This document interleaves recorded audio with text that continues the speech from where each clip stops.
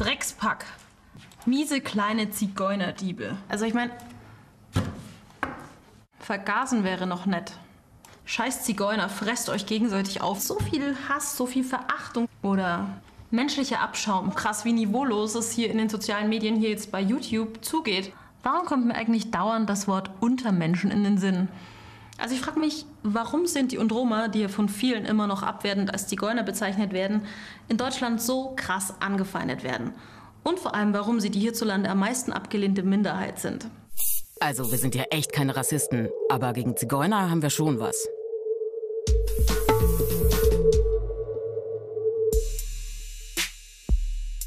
Etwa ein Drittel der Menschen in Deutschland findet Sinti und Roma in der Nachbarschaft sehr oder eher unangenehm. Eine ähnliche Stimmung herrscht in ganz Europa. 34% glauben, dass Eltern sich unwohl fühlen, wenn ihre Kinder Roma als Klassenkameraden haben. Ihr glaubt, Muslime haben es gerade schwer? Sinti und Roma finden die Deutschen so unsympathisch wie keine andere Gruppe. Die Hälfte der Deutschen denkt, dass Einreisebeschränkungen für Sinti und Roma eine gute Idee wären. Ein Fünftel glaubt an Abschiebungen und 14% an eine gesonderte Unterbringung.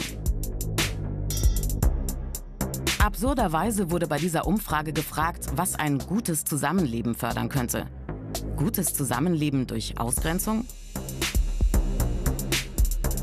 81% wissen durchaus von der Verfolgung durch die Nazis. Und 3/4 sind sich sicher, dass Sinti und Roma auch heute noch diskriminiert werden. Sie glauben, dass Sinti und Roma in etwa so benachteiligt sind wie Menschen mit einer Behinderung. Und mehr als die Hälfte der Europäer befürwortet eine bessere Integration der Roma, weil die Gesellschaft davon profitieren kann. Trotzdem, Zigeuner wird von 40% als Schimpfwort benutzt. Und 44,2% verbinden Sinti und Roma mit Kriminalität. Woher kommen bloß all diese Vorurteile? Ich bin jetzt auf dem Weg zu jemandem, der mir in dieser Frage bestimmt schon mal ein Stück weiterhelfen kann. Rainer Burger arbeitet bei DROM, Sinti und Roma. Das ist hier im Münchner Norden eine Beratungsstelle für junge Sinti und Roma. Ihr Ziel? Eine Verbesserung der Berufschancen für die jungen Leute, mit allem, was so drumherum mit dazugehört. Sinti und Roma, das ist ja jeweils Plural jetzt und ein einzelner Sinti wäre ein... Ein Sinto. Ein Sinto, okay. Und eine einzelne, eine Sintica. Eine Sintica, okay. Ja. Mhm. Genau, und bei den Roma ist es Rom und Romni. Romni, okay. Sinto ist männlich, Sintesa ist weiblich, Rom und Romni. Rom und Romni. Rom und Romni, okay. Ich habe auch immer den Eindruck, dass es total okay ist, also was heißt okay, aber dass es in der Gesellschaft akzeptierter ist, zum Beispiel, dass man jetzt sagt, die Zigeuner sind so und so, als jede andere Gruppe, die diskriminiert wird. Das ist irgendwie so, ja, salonfähig fast schon, ja. Klar, jetzt gerade durch soziale Medien, wo eben das Stammtischgespräch einfach schwarz auf weiß und jedem Video unter jedem Foto eben dasteht, das jeder durchlesen kann, merkt man eben, es ist einfach noch mal irgendwo stärker geworden. Aber Sinti und Roma waren schon immer eine der unbeliebtesten Minderheiten es geht im Endeffekt nur so weiter, wie es in den letzten Jahrzehnten war, dass sie eben weiterhin diejenigen sind, die ganz unten stehen. Woran liegt es denn, dass die Ablehnung von Sinti und Roma wieder zunimmt? Diese Geschichte begann schon vor vielen 100 Jahren. Antiziganismus. In diesem Begriff steckt das Wort Zigeuner. Eine meist abwertend gemeinte Fremdbezeichnung für Volksgruppen wie die der Sinti oder Roma. Antiziganismus, das ist die Ablehnung dieser Minderheiten durch die Mehrheitsgesellschaft auf Basis von Vorurteilen. Der Mechanismus: Die Minderheit wird als homogene, also gleichförmige Gruppe gesehen, ohne Unterscheidungen. Was nicht ins Bild passt, wird ausgeblendet. So entsteht ein konstruiertes Bild, ein Konstrukt. Das ist eine Form von Rassismus. Daher verwenden manche statt Antiziganismus den Begriff Rassismus gegen Sinti und Roma, auch weil hier das diskriminierende Wort Zigeuner erst gar nicht enthalten ist. Wie bei jeder Art von Rassismus, Der Minderheit werden negative Eigenschaften zugeschrieben, alle angeblich ganz typisch. Zerrbilder aus historischen Fakten, vermischt mit Vorurteilen und uralten Ängsten. Weitergegeben von Generation zu Generation und daher tief in den Köpfen. Denn Sinti und Roma waren über Jahrhunderte hinweg völlig ohne Rechte.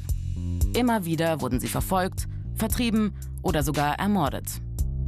Sie durften keine sesshaften Berufe ausüben. Wanderberufe und Armut waren die Folge. Oft nahm man ihnen die Kinder weg, um sie umzuerziehen. Und Polizeigesetze stellten Sinti und Roma unter Generalverdacht. Diskriminierungen, aus denen Klischees entstehen. Ein Teufelskreis. Negatives auf andere projizieren, das schafft ein Wir-Gefühl, ein Gefühl der Überlegenheit. Ein weiteres Merkmal von Antiziganismus. Die Folgen? Benachteiligung und Ausgrenzung. Im Extremfall sogar Gewalt. Bis heute. Trügerisch sind auch scheinbar positive Klischees. Zum Beispiel das Romantisieren oder das Exotischmachen. Denn auch so grenzt sich die Mehrheitsgesellschaft ab, indem sie die vermeintliche Andersartigkeit der Minderheit betont.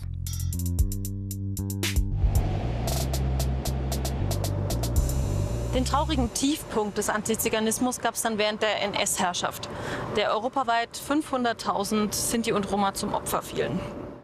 Ich treffe jetzt Nino Schneeberger in München im NS-Dokumentationszentrum. Er ist Sinto und auch viele seiner Verwandten wurden damals von den Nazis ermordet. Ist das ein großes Thema noch für deine Großeltern zum Beispiel? Auf jeden Fall. Also, wenn ich meinen Urgroßvater besucht habe, der war im Außenlager Flossenbürg, hat dort in Steinbruch gearbeitet. Wenn ich dann ihn ab und zu angesehen habe und das Tattoo auf den Arm gesehen habe, dann wird einem erstmal bewusst, was die mitgemacht haben. Also zum Beispiel, wenn mein Großvater Familienfotos ansieht, wo sein Opa oder seine Oma drauf ist, muss der Mann eigentlich immer weinen, weil die sind umgekommen und er hat eigentlich nie eine normale Kindheit gehabt. Er musste immer in Illegalität leben oder versteckt, durfte keine Schule besuchen. Also normales Kinderleben ist was anderes. Wie war das jetzt zum Beispiel in der Schule, wenn man sowas im Unterricht hat und ja irgendwie anders betroffen ist als jetzt die meisten anderen, die um einen rumsitzen? Also im Schulunterricht sind ja die Sinti und Roma meistens gar nicht erwähnt worden. Und natürlich hat das einen belastet, weil man denkt sich, ich sitze hier gerade, wären meine Großeltern umgekommen, wäre ich auch nicht auf die Welt gekommen. Und gar nicht darauf einzugehen, dann denkt man sich schon, warten meine Vorfahren nicht so viel wert. Tatsächlich leben Sinti und Roma länger in Deutschland als viele andere Deutsche. Schon seit über 600 Jahren sind Sinti und Roma Teil der europäischen Bevölkerung. Trotz weniger Schriftquellen über die frühe Geschichte weiß man, Ursprung war Indien. Romanis, die Sprache vieler Sinti und Roma, ist ein Beleg dafür. Die Vorfahren der heutigen Sinti und Roma wanderten zwischen dem 7. und 14. Jahrhundert in mehreren Schüben nach Europa. Der Grund? Sie mussten aus ihrer Heimat fliehen. Im Mittelalter wird erstmalig erwähnt, dass diese Volksgruppen in Südeuropa auftauchen. Das Vorurteil, es seien Ägypter, führt zum englischen Begriff Gypsy. Zigeuner kommt vom altgriechischen Atin-Ganoi, Unberührbare. Selbst nannten sie sich nie so, weil das schon immer abwertend war. In Osteuropa sind es Roma, in Mitteleuropa Sinti, in Frankreich Manouche und in Spanien Calais. Erstmalig erwähnt in Deutschland 1407. Als Pilger waren sie dank eines Schutzbriefes des Königs von Ungarn geduldet. Umherziehen, okay, aber das Lager bitte außerhalb der Stadt. Dann das Vorurteil, sie seien türkische Spione. Nach Ende des Byzantinischen Reichs fürchteten viele den Einfall der Türken in Europa. Schutzbriefe wurden entzogen. Ende des 15. Jahrhunderts galten sie als vogelfrei. Seit Jahrhunderten werden Sinti und Roma diskriminiert und vertrieben. Ab Ende des 19. Jahrhunderts dann systematische Überwachung durch die sogenannte Zigeunerzentrale der Münchner Polizei. Sie erstellt ein Zentralregister mit Zehntausenden Akten über Sinti und Roma in ganz Deutschland. 1926 verschärft das sogenannte Zigeunergesetz die Diskriminierung. Noch brutaler wurde die Verfolgung durch die Nationalsozialisten. In der Nachkriegszeit geht die Ausgrenzung weiter. Die Bayerische Landfahrerordnung von 1953 unterscheidet sich kaum vom Zigeunergesetz aus den 20ern und wird erst 1970 aufgehoben. Heute leben die meisten Sinti oder Roma in Rumänien, gefolgt von Bulgarien, Spanien und Ungarn. In Deutschland leben nur etwa 120.000. Das Gebiet, das heute Deutschland heißt und in der Mitte Europas liegt, war schon immer ein Land, in das viele Menschen, viele Völker aus allen Himmelsrichtungen eingewandert sind. Man kann also höchstwahrscheinlich davon ausgehen, dass alle unsere Vorfahren irgendwann mal von irgendwoher gekommen sind. Und das macht ja auch Vielfalt aus. Doch irgendwie hält sich hartnäckig das Vorurteil, dass Sinti und Roma besonders anders sind und dass das eben nicht dazu passt. Gibt es da wirklich irgendetwas, wo sie echt anders sind? Oder ist das auch wieder nur ein Klischee? So, jetzt bin ich aber mal neugierig und will wissen, ob es noch andere Sachen außer der Sprache gibt, die Sinti und Roma gemeinsam haben. Und da frage ich mal Nino Schneeberger noch mal. Gibt es eigentlich irgendwelche Sachen, die alle Sinti gemeinsam haben? Ich würde sagen, die Diskriminierung und der Familienzusammenhalt. Ja, zum Beispiel? Zum Beispiel, wenn jetzt was Wichtiges ansteht, dann fragt man halt mal die Oma oder den Opa, um Rat einzuholen. Weil die halt auch schon ein paar Jahre mehr auf dem Buckel haben. Genau. Ja. Und die Sprache. Kannst du mal was sagen?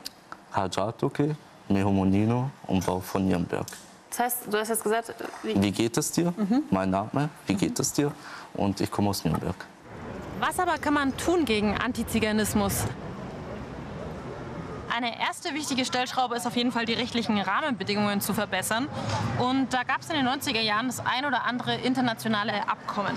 Zum Beispiel das Rahmenübereinkommen zum Schutz nationaler Minderheiten, das der Europarat ausgearbeitet hat. Es verbietet jede Diskriminierung einer Person wegen der Zugehörigkeit zu einer nationalen Minderheit und hat das Ziel, nationale Minderheiten in einem Staat zu schützen. Und dann habe ich hier in der Redaktion noch das hier gefunden. Der Staatsvertrag vom Februar 2018, abgeschlossen zwischen dem Land Bayern und dem Bayerischen Landesverband Deutscher Sinti und Roma. Damit verpflichtet sich jetzt zum Beispiel auch Bayern, Romanes als Sprache zu fördern und zu schützen, die Verfolgung der Sinti und Roma zum Unterrichtsstoff zu machen, außerschulische Projekte zu unterstützen und die gesellschaftliche Teilhabe von Sinti und Roma zu fördern. Eines der Projekte, das ebenfalls genau solche Ziele verfolgt, ist DROM Sinti und Roma in München. DROM Sinti und Roma ist eine Beratungseinrichtung der berufsbezogenen Jugendhilfe. Da treffe ich auch Rainer Burger wieder. Was muss einfach passieren, um wirklich gegen Antiziganismus was bewirken zu können?